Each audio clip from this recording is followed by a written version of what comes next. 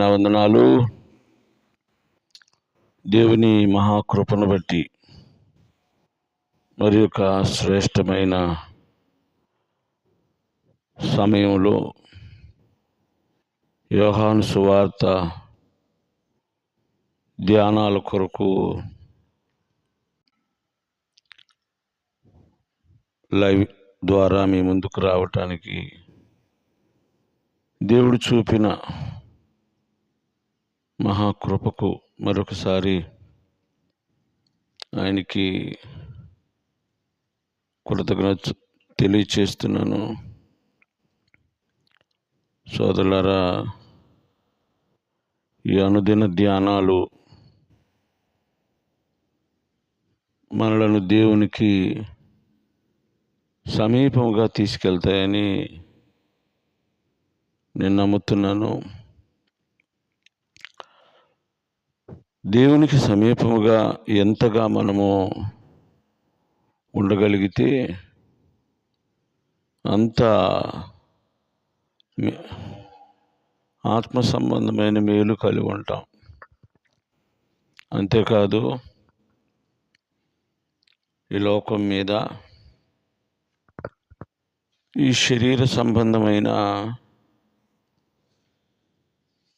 పరిస్థితుల మీద జయము కలిగి ఉంటాం సోదరులారా. కనుక అనుదిన ధ్యానాలు మన ఆత్మీయ జీవితాలకు ఎంతో మేలు కలిగిస్తాయని నేను ఖచ్చితంగా చెప్పగలను. చిన్న ప్రార్థన చేసుకొని ఈ ధ్యానాన్ని మనము ప్రారంభం చేసుకుందాం. పరిశుద్ధుడా, జీవాధిపతి, గొప్ప దేవుడా, అద్వితీయ సత్యదేవుడా, నీకు స్తోత్రం చెల్లిస్తున్నాను. ఉదయకాలంలో ప్రభువా, యోహాను సువార్తను ధ్యానం చేయటానికి మీరిచ్చిన ఈ ధన్యతకై, భాగ్యానికై స్తోత్రం చెల్లిస్తున్నాం. ఈ నీ మాటలు వినువారితో, వినబో వారితో నాయనా, భవిష్యత్తులో వినబో వారితో మీరు మాట్లాడి రక్షణ, మారు మనసు, నిత్యరాజ్యం అనేక మంది పొందినట్లు అపవాది నాయన ఇష్టం నెరవేరకుండా దాని దోపిడీ, దాని మోసం, దాని తంత్రాలలో మనుషులు పడిపోయిన వారిని ఈ వాక్యపు వెలుగులో నాయన మేలుకొలిపి లేవనెత్తి నీ వైపు మరల్చి నిత్యరాజ్యం దయచేయమని యేసుక్రీస్తు పరిశుద్ధ నామములో అడిగి వేడుకుంటున్నాము తండ్రి. ఆమేన్, ఆమేన్. ఒక చిన్న పల్లవి చరణాన్ని పాడుకొని ముందుకు కొనసాగుదాం. ఆశ్చర్యమైన ప్రేమ, కల్వారిలోని ప్రేమ, మరణము కంటే బలమైన ప్రేమది, నన్ను జయించే నీ ప్రేమ. మరణము కంటే బలమైన ప్రేమది, నన్ను జయించే నీ ప్రేమ. ఆశ్చర్యమైన ప్రేమ, పావన యేసుని ప్రేమ, సిలువలో పాపిని మోసిన ప్రేమ.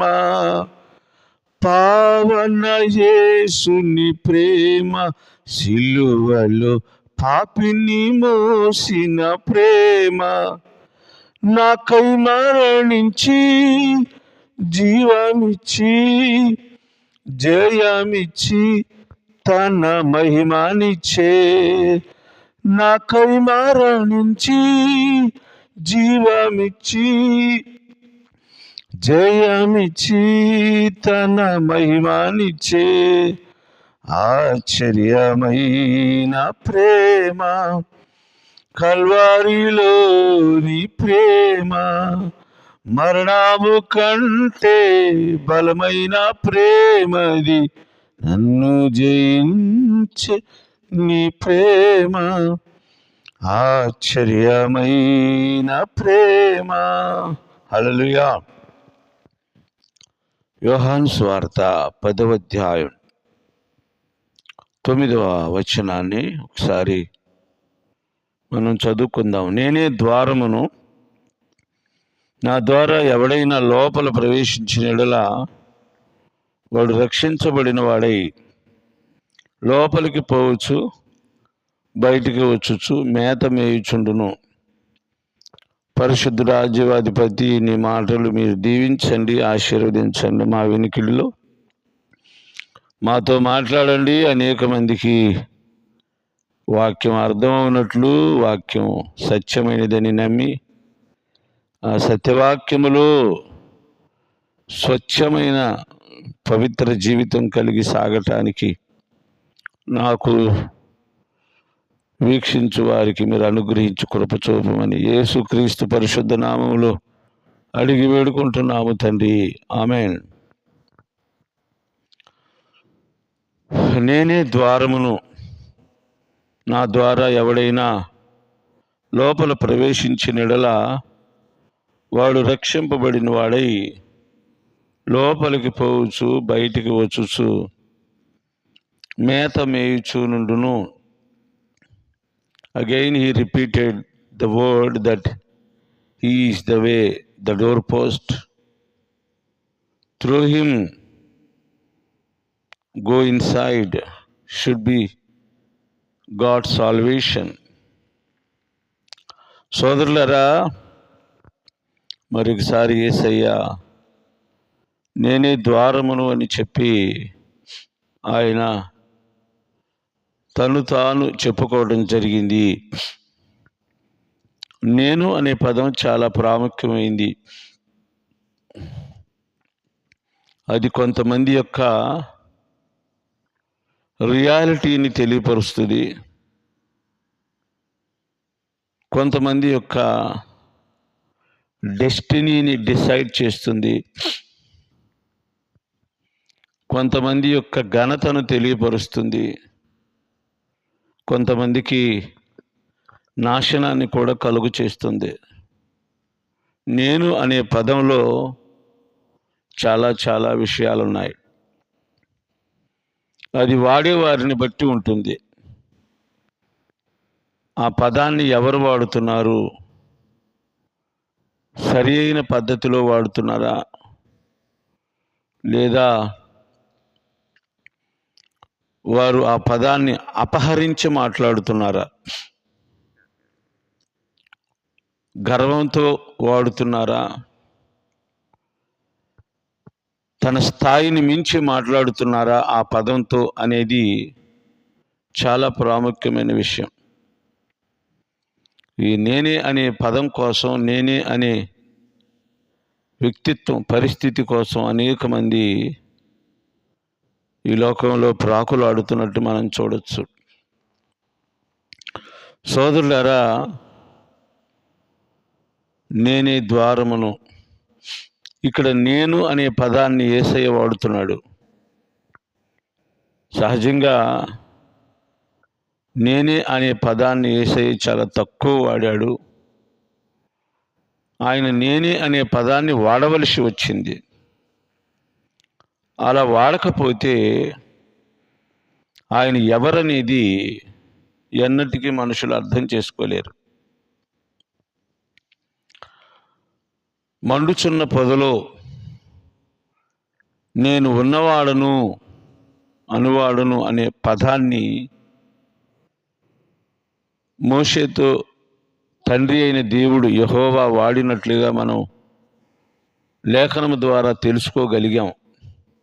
తెలియని వాళ్ళు ఉంటే చదివితే తెలుసుకోగలుగుతారు. ఈ రెండు సందర్భాలు మోషేతో దేవుడు వాడిన సందర్భం, ఇక్కడ దేవాలయములో యేసుతో ఉన్న ఈ శాస్త్రి పరిచయులు సాధారణమైన భక్తులతో యేసయ్య వాడుతున్న పదం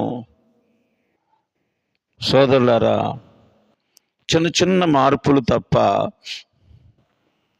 ఒకే సందర్భానికి సంబంధించిన మార్పులు ఏమిటంటే, మోషేకి చెప్పి వారికి చెప్పమంటున్నాడు.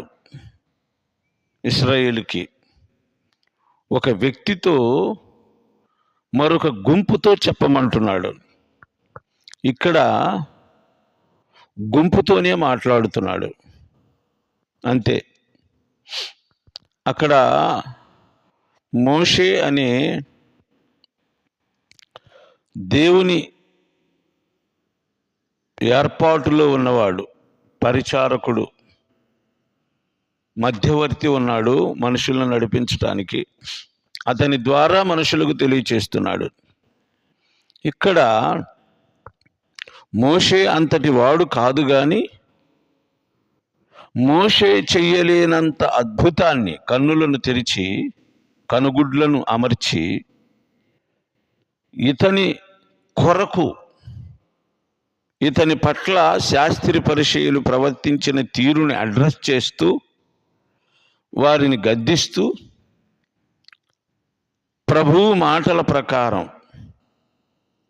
అతని ద్వారా కానీ శిష్యుల ద్వారా కానీ మార్చబడబోయే మనుషుల పక్షాన కూడా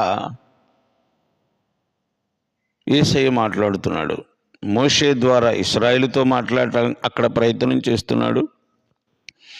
ఇక్కడ గుడ్డివాణిని, స్వస్థత పొందిన గుడ్డివాణిని అడ్డం పెట్టి ద్రోహులైన శాస్త్రీయ పరిచయుల ద్వారా వారితో మాట్లాడుతూ రక్షణ పొందబోయే తన ప్రజల పక్షాన మాట్లాడుతున్నట్టుగా మనం చూస్తున్నాం. In both situations, in both circumstances, he used that I am, నేనే అనే పదాన్ని వాడాడు. రెండు పరిస్థితుల మధ్యలో నేనే అనే పదాన్ని ఎందుకు వాడాడు? ఈయన వాడొచ్చా? ఎవరు వాడాలి? నేనే అనే పదాన్ని ఒక వ్యక్తి వాడాడు అంటే అక్కడ ఎంతమంది ఉన్నా వారికంటే గనుడు మాత్రమే ఆ పదాన్ని వాడాలి. నేను అనే పదాన్ని ఒక వ్యక్తి వాడాడు అంటే అక్కడున్న వాళ్ళందరూ ఆయన కంటే తక్కువ వారు. నేనే అనే పదాన్ని వాడాడంటే వాళ్ళందరికీ మించి ఈయన అధికుడు అని అర్థం. The supreme being over all the people who surrounding him, who along with him, to those he speaks, ఎవరితో మాట్లాడుతున్నాడు ఆయన, వారందరికంటే ఈయన అధికుడు లేక ఉన్నతుడు అని అర్థం సోదరులారా. అక్కడ మోషేతో మాట్లాడినప్పుడు ఆయన అధికుడే. అక్కడ బానిసత్వములో ఉన్న వారిని విడిపించబోతున్నాడు, అద్భుతం చేయబోతున్నాడు. ఇక్కడ యేసయ్య వీరితో మాట్లాడుతున్నాడంటే అంటే మారు మనసు పొంది బాప్తిసం పొంది సువార్త ద్వారా రక్షింపబడబోయే తన ప్రజల విడుదల కొరకు, అంటే శాస్త్రి పరిచయుల బంధకాల నుండి విడుదల కొరకు. ఎందుకంటే రేపు వాళ్ళు చంపబోతున్నారు. యేసయ్య వెళ్ళిపోయిన తర్వాత చాలామందిని వాళ్ళు చెరసాలలో వేయొచ్చు, చంపొచ్చు, వెలివేయొచ్చు. There will be lot of action against the people who repented after the listen the gospel or come to know the gospel. శిష్యుల ద్వారా కావచ్చు, ఆయన అనుచరుల ద్వారా కావచ్చు, సువార్తని విన్నవారిని శోధించటానికి, సంహరించటానికి, బాధించటానికి ఈ శాస్త్రి పరిచయులు సిద్ధంగా ఉన్నారన్న సంగతి ప్రభువు ముందుగానే గమనించి ఇశ్రాయేలుని విడిపించటానికి ఆయన అలా ఎలా మాట్లాడాడో మోషేతో, ఇక్కడ యేసు సంఘం ఏర్పడబోతుంది. వారిలో నుండి ఒక గుంపుని యేసయ్య తన సువార్త ద్వారా బయటికి తేబోతున్నాడు. ఈ శాస్త్రి పరిచయులని తమకు తామే అధికారులము, పాలకులము, మనుషుల మీద ప్రాబల్యం కలిగిన వారము, మా మాట వినవలసిందే అనే వ్యక్తిత్వాన్ని వారు కలిగి ఉన్నారు. కాబట్టి ఆ ప్రజలలో నుండి, ఆ బంధకాలలో నుండి, ఆ సాంప్రదాయాలలో నుండి, ఆ మత పిచ్చలో నుండి ఇశ్రాయేలుని మోషే ద్వారా దేవుడు విడిపించినట్టుగా వీళ్ళ మధ్యలో నుండి యేసయ్య కొంతమందిని విడిపించి వారిని సంఘముగా చేయబోతున్నాడు. That's why he was using that he is. అందుకని నేనే అనే పదాన్ని యేసయ్య అక్కడ వాడవలసి వచ్చింది. సోదరులారా, నేను అనే పదాన్ని వాడారు అంటే దానికి అర్థం నేనే రక్షకుణ్ణి, దేవుణ్ణి అని అర్థం. చాలామంది అండి, కొంతమంది విశ్వాసులుగా మార్చబడిన వారు, కొంచెం అధిక జ్ఞానం కలిగిన వారు, సేవకుల్లో కొంతమంది అంటే అతి తెలివి, అధిక జ్ఞానం, అతి తెలివి రెండు వాడే నేను. అధిక జ్ఞానం అంటే ఒక రకమైన పర్వాలేదు, అతి తెలివి వేరు. అతి తెలివి అంటే అతిశయముతో, గర్వంతో వాడే సందర్భం అది. వీళ్ళు కూడా యేసు ప్రభు దేవుడు అని ఎక్కడ రాసిందో చూపించండి అని అతి తెలివితో మాట్లాడే బోధకులు కూడా లేకపోలేదు. సోదరులారా, బైబిల్లో సందర్భాలు చాలా మార్మికంగా ఉన్నాయి, రహస్యంగా ఉన్నాయి. అందుకే నేను ప్రతిసారి ఒక మాట చెప్తాను, బైబిల్ ఈజ్ ఎ కోడ్. జ్ఞానం కలిగిన వాళ్ళు, పరిశుద్ధాత్మ శక్తి కలిగిన వాళ్ళు, అభిషేకం కలిగిన వాళ్ళు, దేవునితో సహవాసం కలిగిన వాళ్ళు ఆ కోడ్ని డీకోడ్ చేస్తారు. సోదరులారా, మర్మం అంటే ఏమిటి? మర్మాన్ని చెప్పాడు ఒక దైవ సేవకుడు అంటే ఏమిటంటే అతను బైబిల్ని డీకోడ్ చేశాడు అంటే ఆ రహస్యాన్ని బట్టబయలు చేశాడు అని. ఇక్కడ కొన్ని పదాలను నేను నిన్నే చెప్పాను కదా, ఆయన వాక్యము కాబట్టి అలాగే మాట్లాడతాడని చెప్పాను. అలాగే ఆయన దేవుడు, వాక్యము, రక్షకుడు, ముందున్నవాడు అందరికంటే. కనుక వాక్య సంబంధమైన వేలోనే, ఆ కాన్సెప్ట్లోనే, ఆ స్క్రిప్ట్లోనే మాట్లాడతాడు యేసయ్య. నేను అన్నాడు అంటే మొట్టమొదటిది అది వాక్యము, రెండవది నేను అన్నాడంటే అతడు దేవుడు అని అర్థం. దేవుడు, నేను అనే పదానికి సిననిమ్ అనుకోండి, పర్యాయ పదం అనుకోండి, సిమిలర్ వర్డ్ అనుకోండి, మీరు ఏమనుకుంటారో నాకు తెలీదు. After lot of search I came to know why he was using this word, especially in this particular situation. ఈ సందర్భంలో ఆ పదాన్ని ఎందుకు వాడాడు అనే విషయాన్ని నేను చాలా తెలుసుకున్న తర్వాతే మాట్లాడుతున్నాను. నేను అనే విషయం అక్కడ వాడాడు అంటే రెండు సందర్భాలను మీరు దగ్గర పెట్టి చూస్తే స్పష్టంగా అర్థమవుద్ది. మండుచున్న పొదలో నుంచి వచ్చిన స్వరం, ఇక్కడ యేసయ్య శరీరం అనే లో నుండి, అతని నోటిలో నుండి వచ్చిన స్వరం ఒకటే. మండుచున్న పొదలో ఉన్న ఆ మంట, యేసు నోట వచ్చిన ఈ మాట ఒకటే. సోదరులారా, ఆత్మ చెప్పుచున్న సంగతులు చెవులు కలిగిన వాడు వినుగాక. పొదలో మండుచున్న ఆ మంటలో నుంచి వచ్చిన మాట, ఇక్కడ యేసు నోటలో నుంచి వచ్చిన మాట, ఆ మంట రెండు ఒకటే. చెప్పాలంటే ఆయనే ఈయన, ఈయనే ఆయన. అప్పుడు ఆత్మస్వరూపిగా మండుచున్న పొదలో నుంచి మంటలో మోషేతో మాట్లాడాడు. ఇప్పుడు మనిషి రూపంలోకి వచ్చి తన నోటి ద్వారా మోషే బంధువులతో మాట్లాడుతున్నాడు అంతే.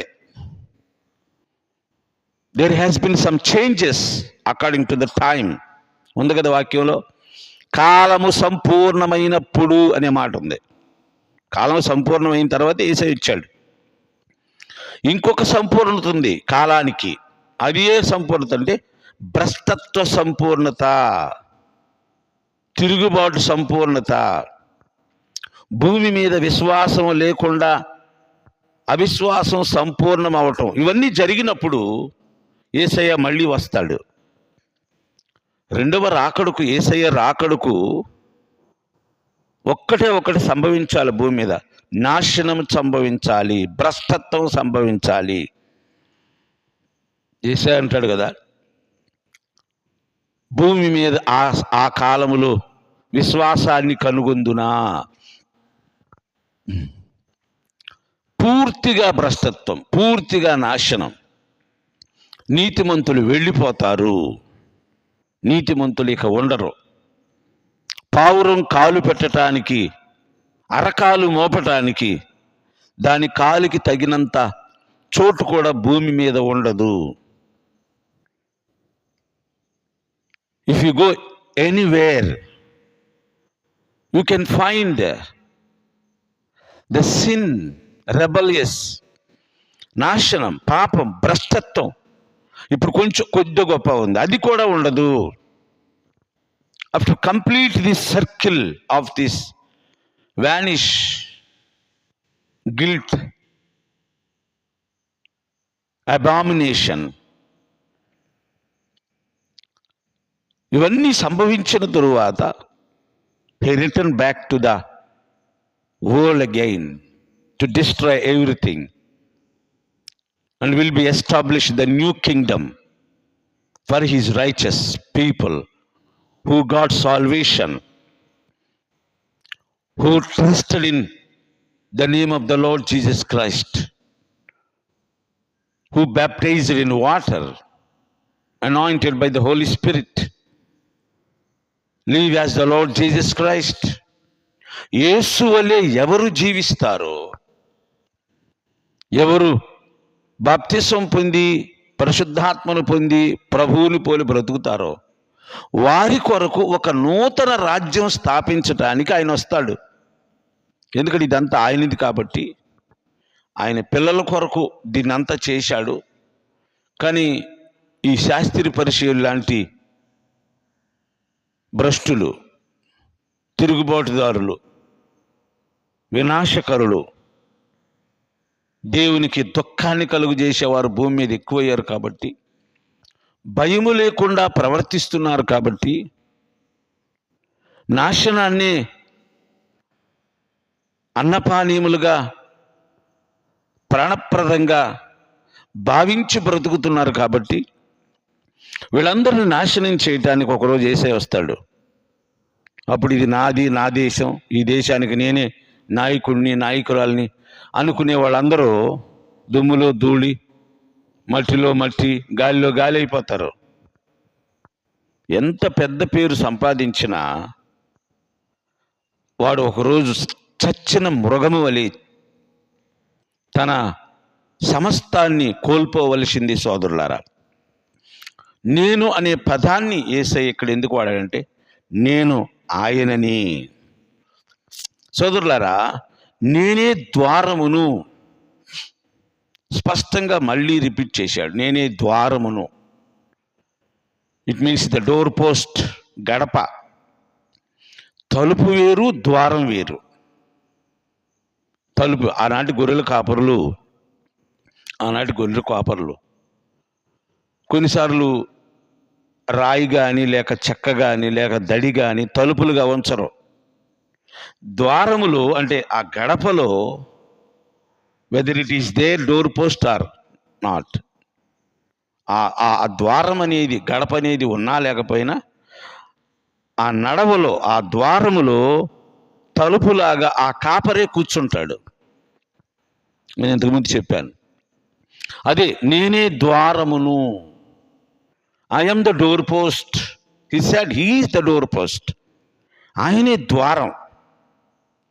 దేనికి అంటే పరలోక రాజ్యానికి, భవిష్యత్తుకి, ఆశీర్వాదానికి, క్షేమానికి, ఆరోగ్యానికి, జీవానికి, మరణము నుండి తప్పించుకోవటానికి. He is the door post. సోదరులారా, నా ద్వారా ఎవడైనా లోపల ప్రవేశించిన ఎడల వాడు రక్షింపబడిన వాడై. చాలామంది ఈ రోజుల్లో స్వర్గం వెళ్ళాలి, లేకపోతే మంచి సంపాదించుకోవాలి, క్షేమాన్ని సంపాదించుకోవాలి, దీవెనను సంపాదించుకోవాలి అని చాలా భక్తి మార్గాలను ఎంచుకుంటున్నారు. వారి పితరుల నుండి వచ్చిన ఆచార క్రమాన్ని అనుసరించి వారి పితరుల దేవతలను దృష్టిలో పెట్టుకొని స్వర్గప్రాప్తి కొరకు దానిలోనికి ప్రవేశించటానికి ప్రయత్నం చేస్తున్నారు. అందుకని అన్నాడు కదా, నాకు ముందు వచ్చిన వారందరూ దొంగలను దోచుకుని వారై ఉన్నారు. ఇక్కడ ఈ సందర్భం శాస్త్రీయ పరిచయాల గురించి. అయితే మనం అర్థం చేసుకోలేని మరొక కోణం ఉంది. చాలామంది ఇంతకుముందు మహాత్ములమని చెప్పుకున్నారు. అన్ని దేశాలలో ఉన్నారు ఇలాంటి మహాత్ములు. మీరు ఒకసారి పరిశీలిస్తే ప్రతి దేశానికి ఫ్రీడమ్ ఫైటర్స్ ఉంటారు. అంటే స్వతంత్రాన్ని సంపాదించిన మహాత్ములు ముందుండి బుల్లెట్లకు, లాఠీ దెబ్బలకు ప్రాణాలు అర్పించి స్వతంత్రాన్ని సంపాదించిన వారు ప్రతి దేశానికి ఉన్నారు. అంటే ప్రతి దేశాన్ని ఏదో ఒక దేశం పరిపాలిస్తూ వారిని బానిసలను చేసింది. ఆ మాటకు వస్తే బైబిల్ గ్రంథంలో అసలు ఇశ్రాయేలు చరిత్ర ప్రారంభమైంది స్వాతంత్ర్యం కోసం. For the freedom the history have started regarding the Israel విషయములో చరిత్ర ప్రారంభమైంది వాళ్ళ బానిస సంఖ్యలు ఓడగొట్టడానికే. సోదరులారా, ఇక్కడ నేనేం చెప్పాలనుకుంటున్నానంటే, ఎంతోమంది మత ప్రవిష్టులు లేకపోతే మహాత్ములు, నీతి బోధలు చేసిన వారు, సూక్తులు చెప్పిన వారు ఎంతోమంది ఉన్నారు. కానీ వీళ్ళందరూ మంచి మంచి విషయాలు చెప్పారు. కానీ వాక్యం ఏం చెబుతుంది? నాకు ముందు వచ్చిన వారు దొంగలు. The context is to preach by the lord Jesus Christ the scribes and ఫరిసీస్, about the scribes and ఫరిసీస్. కానీ నేను ఇందాక చెప్పాను, the Bible is the code, so we have to decode it. దాన్ని మనం వివరించాలి, దాన్ని బయటికి తేవాలి, రహస్యాన్ని బద్దలు చేయాలి. చాలామంది ఎవరి ప్రోద్బలం ద్వారా వచ్చారు అంటే, రెండు ఉన్నాయి కదా లోకంలో, చీకటి వెలుగు, సత్యం అసత్యం. దేవుని బిడ్డలారా, చీకటి శక్తి యొక్క ప్రభావముతో చాలామంది వచ్చారు. నేను పేర్లు చెబితే మీకు అభ్యంతరం కలగవచ్చు, అందుకే నేను అటు వెళ్ళదలుచుకోవాలి. వెలుగుకు ఎంత తెలుసో చీకటికి కూడా అంతే తెలుసు. వెలుగుకు ఎంత శక్తి ఉందో ఇంచుమించుగా చీకటికి కూడా అదే శక్తి ఉంది. కాకపోతే వెలుగు మంచిది, చీకటి చెడ్డది. ఎప్పుడైనా మంచి చేతిలో చెడు ఓడిపోవలసిందే. మంచి చెడుని ఎప్పటికైనా సంహరిస్తుంది. సిలువలో జరిగింది అదే సోదరులారా. పాపమనే చెడుగు మనుషులను పరిపాలన చేస్తూ సంహరిస్తుంది. కాబట్టి ఆ పాపమనే చీకటిని సంహరించటానికి వెలుగు అనే యేసయ్య ఈ లోకములోకి వచ్చి, యేసుక్రీస్తు సిలువలో మరణమనే దారి గుండా ఆ మరణాన్ని సంహరించాడు. Ultimately this will be happen. Eventually the good will overcome the bad, the light will overcome the darkness, the god will overcome the devil or Satan or ancient dragon. మంచి చెడుని ఓడిస్తుంది. యేసు సాతానుని ఓడిస్తాడు. దేవుడు సాతానుని నాశనం చేస్తాడు. వెలుగు చీకటిని నాశనం చేస్తుంది. సోదరులారా, ఈ చీకటి యొక్క ప్రభావంతో కొంతమంది లోకానికి వచ్చి ఇంచుమించుగా వారిలో ఉన్న విషయాలనే బయట పెట్టారు. అంటే ఈ దొంగలు దేవుని యొక్క అధికారాన్ని దొంగిలించటానికి అనాది నుండి ప్రయత్నం చేశారు. ఎవరు దొంగలంటే చీకటి, లేకపోతే ఘట సర్పం. ఇన్ దిస్ వే వీళ్ళు ఈ దొంగలు తన మనుషులను కొంతమందిని లోకానికి పంపించి ఇంచుమించుగా దేవుని సిద్ధాంతాలని బోధించారు. The way to robe the power of the God. సోదరులారా, దేవుని శక్తిని దొంగిలించటానికి వాడు అనాది నుండి ప్రయత్నం చేశాడు. ఆ దారిలోనే చాలామంది నీతి సూక్తులు బోధించిన మహాత్ములు పుట్టుకొచ్చారు.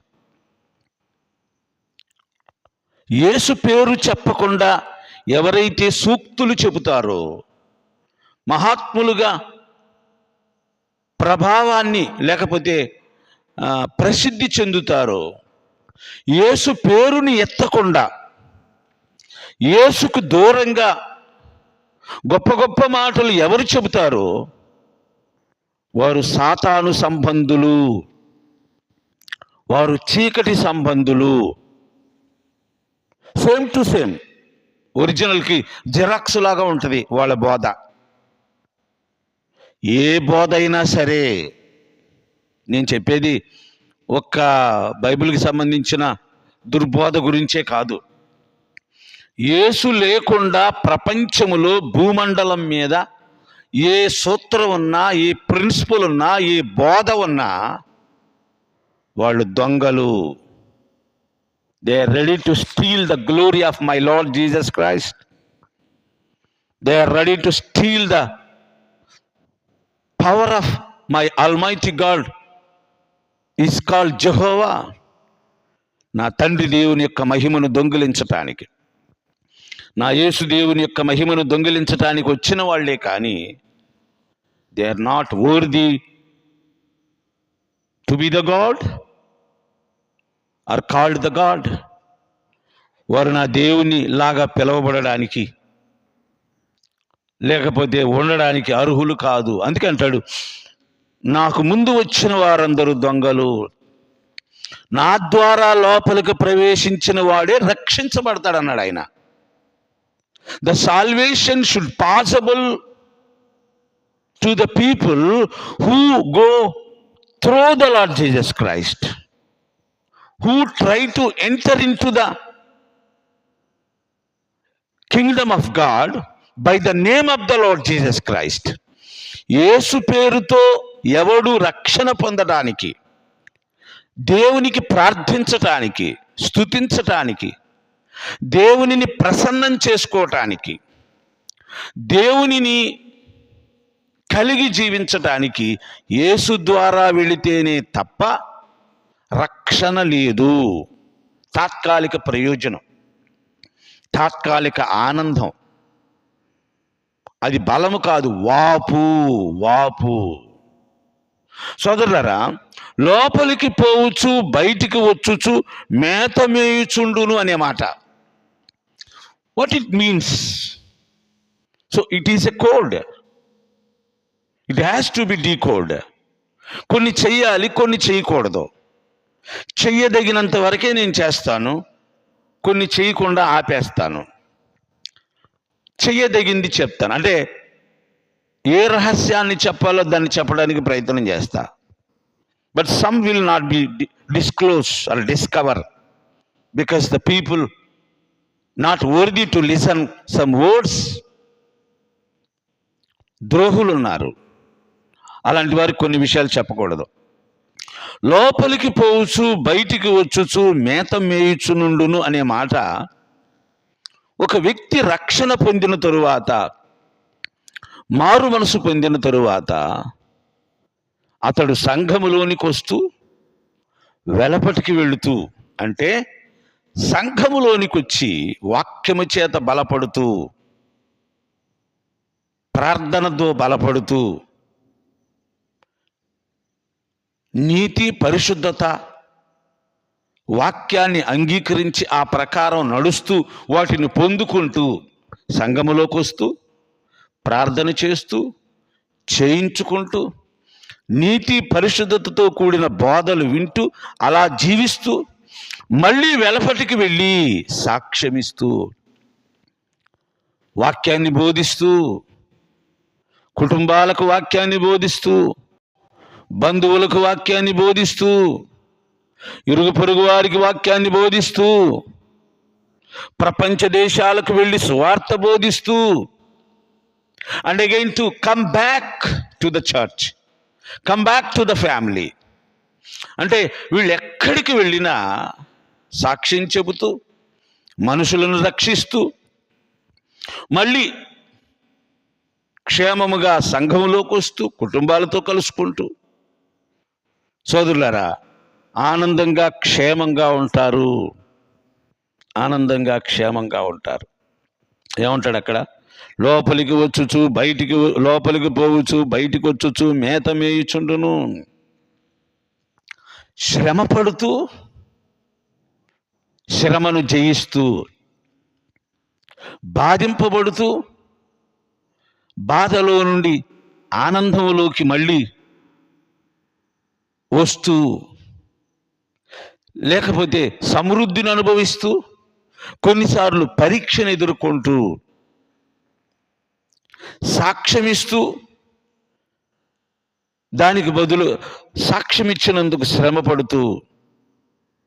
సోదరులారా, యేసు జీవితాన్ని ఒక్కసారి చూస్తే ఎక్కడికి వెళ్ళినా ఆహ్వానిస్తూ, భోజనం పెడుతూ, గృహాల్లోకి చేర్చుకుంటూ, గణపరుస్తూ, ఆ తర్వాత మళ్ళీ ఆకలి దప్పులు కలిగి ఉంటూ, ఈయన మావాడే, మా రక్షకుడే, మా మరియమ్మ యేసేపుల కుమారుడే, మా మెస్సయ్య అని చెప్పుకుంటుంటే కొంతమంది, మరి కొంతమంది కాదని నిందిస్తూ అవమానపరుస్తూ సిలువేస్తే లోపలికి వెళుతూ బయటకు వస్తూ.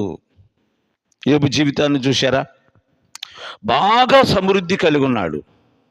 ఆ తర్వాత శ్రమ అనే భయంకరమైన వెలపటికి వచ్చాడు. మొదట లోపల చాలా సమృద్ధి అనుభవించాడు. అగైన్ మళ్ళీ దరిద్రాన్ని, రోగాన్ని అనుభవించాడు. అయితే ఇతడు దేవుని నమ్మినవాడు కాబట్టి మళ్ళీ లోపలికి ఆహ్వానించబడ్డాడు, సమృద్ధిని అనుభవించాడు. చిన్న కుమారుడు బయటికి వెళ్ళాడు, మళ్ళీ లోపలికి వచ్చాడు. సోదరులారా, క్రైస్తవులు, క్రీస్తు పిల్లలు కొన్నిసార్లు పడతారు, లేస్తారు. ఉద్దేశపూర్వకంగా కాదు, శ్రమ పడుతూ పడిపోతారు. లోపల ఉన్నది క్రీస్తు బీజం కాబట్టి నీతి తెలుసుకొని మళ్ళీ లేస్తారు. There were many things in that verse.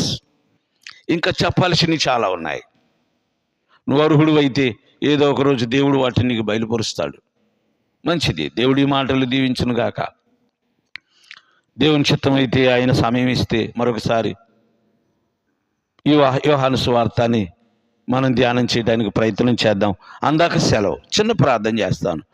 పరిశుద్ధుడా, జీవాధిపతి, అద్వితీయ సత్యదేవుడా, ఆశ్చర్యకరుడా, నీ పాదాలకు వందనాలు, స్తోత్రం. ఈ నీ మాటలు మా వినికిడిలో మీరు ఆశీర్వాదకరంగా మార్చండి. నీ చిత్తానుసారంగా నీ ప్రజలైన వారు రక్షణ, మారు మనసు పొంది వాక్యానుసారమైన జీవితం జీవించి నిత్యరాజ్యాన్ని చేపట్టే భాగ్యం దయచేయమని అనేకులు ఈ కార్యక్రమాలను వీక్షించి నాయనా చీకటిలో నుంచి వెలుగులోనికి నీ బిడ్డలు దాటే కృప దయచేయమని యేసుక్రీస్తు పరిశుద్ధ నామములో అడిగి వేడుకున్నాను తండ్రి. ఆమెన్. అందరికీ వందనాలు.